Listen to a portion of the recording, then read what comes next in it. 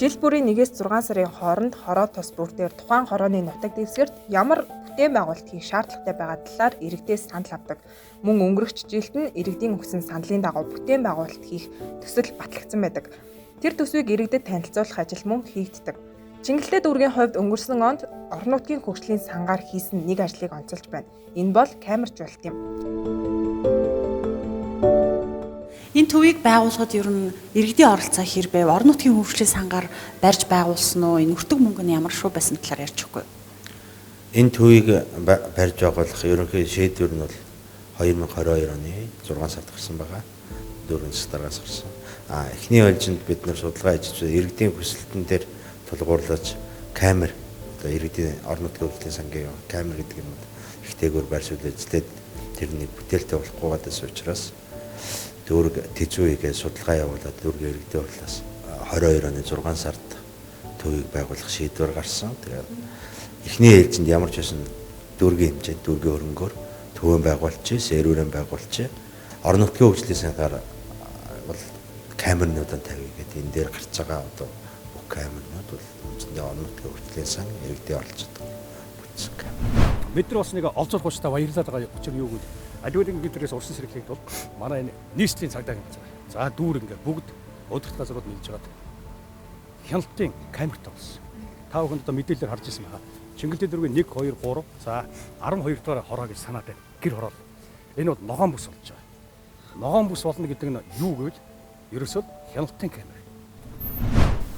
Одоо жишээлх юм бол иргэд тухайн камеруудыг хаана байрлуулах гэдэг хүсэлтийг тавьдгүү. Иргэдийн оролцоо ер нь яг аль үе шатанд нь яаж явагдаж байна? Бүхэл үе шатанд явагдаж байгаа шүү дээ. Нөгөө санал авахаас ахуулаад дуусаад төгсгөлд нь камер тавих хүртэл иргэдийн санал, иргэдийн оролцоо тэгээд дээрээс нь нэмээд хэлэхэд тухайн хэрэг гардаг цагууд дээр ер нь бол энэ камеруудын эхний судалгааг бол цагдаагийн ерөнхий газар, цагдаагийн байгууллагуудтайгаа хамтраад энэ хамгийн их хэрэг төв гардаг тэр газрууд дээр байрлуулах.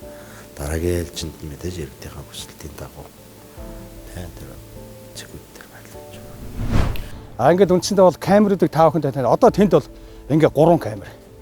За ийшээ 3. Энэ чиглэлд бол нэг 10 хэдэн камер тавигдсан байгаа.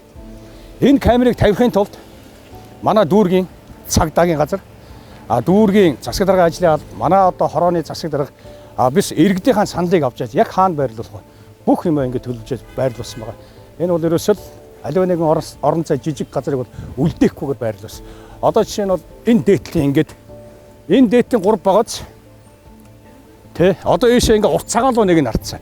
Нөгөөх нь 25 дугаар сууглаа зөө 8 шарга ингээд 60 метртэй ингээд хараа авчдаг байхгүй.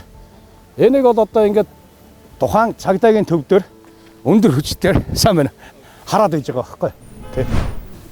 Ер нь одоо иргэд маань энэ дээр санал бодлоо хэлж байгаа юу? Яг одоо зөв газар байрлуулсан юм байна гэдэг ч юм уу те. Хэрэг илрүүлэлтэд ер нь энэ камер маань хэр нөлөөлж байгаа вэ? Хэрэг илрүүлэлтийн талаас нь бол цагдаа дээрээс ер нь юмуд гарна. Харьцангуй бид нар дэрсэн мэдээлэлээр ер нь хэрэг 40-60% буурсан гэдэг үзүүлэлтүүд байж байгаа. Тухайн ногоон бүс үссэн хороод дээр иргэдийн санал оролцоо бол маш их.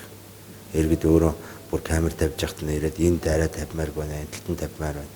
Сөөхүүд, иргэд маш их оролцсон, маш сайн оролцсон. Тэгэхээр гэр орол бол уртаараа шүү дээ, тий? Уртаараа 60 м тарна. Манай байшин оролд бол нэг гэмт аливаа нэгэн үйлдэл хийж байгаа субъект юм уу итгээд ингээ гараа гүйдэхэд байшин торлоход дараагийн камер тосч авдаг. Энэ нэгээр нь байрлуулсан. Тэгэхээр одоо аливаа нэгэн гэдрэгээс урдсан гэж хамгийн том нөлөө үзүүлж байгаа. Ер нь 10 камерны нэг л гардаг байсан. Энийг болиулаа бид нар нөгөө цагдаагийн ерөнхий газартай хамтраад ногоон бүс гэдэг хөтөлбөрийн хүрээнд 1 2 3 одоо 4 5 6 орж байна. Ингээд төвийн 6 хороо байшин орооно гэсэн үг шүү дээ. Бүтнээрээ ногоон бүс болж байна. Энэ дээр бид нар туршилтаар 12 дугаар хороо буюу хамгийн том гэр хороогоо одоо яагаад дуусч байна. Камерчуудаа дуусч байна. Иргэд энэ ажлыг хийх санаачлагыг гаргаж өөрсдөө ч энэ ажилд идэвхжүүлэн оролцжээ. Тэд орон нутгийн хөгжлийн сангаар хийсэн ажлын талаар ийхүү ярьж байна. Бидний хийж байгаа үйл ажиллагаа бол сайн дурын үндсэн дээр хийгддэг. Сайн дурын иргэдийн оролцоотой. Тэгэхээр гидэрээс сонсож манай энэ багийн хэмжээнд бол иргэдийн зөвлөлийн хэмжээнд бол одоо өөрийнх нь хорооны нутаг дэвсгэрт аливаа нэгэн гэмтрэгээс урдсан сэргийлэх гэмтрэг гараад араас нь хөөцөлтөд илрүүлэхтэй гол нь биш. Гэмтрэг гарахаас өмнө сэргийлнэ гэдэг бол бидний хувьд асар том үүрэгт ажил байна. Тэгэхээр бидний бас ажлыг бас хөнгөвшилж байна. Энэ ч нэг тасалдгүй камер хямна гэдэг бол гэмтрэгээс бууруулахын нөхцөлийг бол одоо бий болгож байгаа. Бид нар бас талархах шүү дээ. Энэ маш зөв үйлдэл.